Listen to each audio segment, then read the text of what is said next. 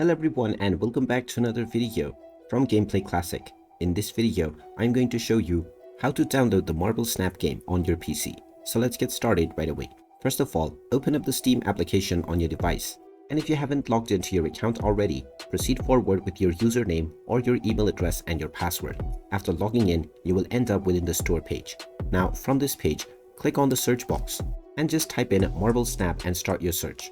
Once you find the game, just click on it and this will now take you into the game page. You can scroll down and then click on the Add to Library button alongside Play Marble Snap. From there it will be sent to your library and you can just click on the Install button in order to begin the download and installation of the Marble Snap game. Once the installation begins, just choose your installation directory and after the game is done installing, you will see the play button and a shortcut will also be created on your desktop which you can double click to start enjoying the game right away. And there you have it. That is how easy it is to download and install the Marble Snap game on your PC. If you find this video helpful, make sure you hit that like button and subscribe to our channel if you haven't done so already. Also ring that notification bell to never miss another update from us. Thank you for watching and I will see you again in the next video.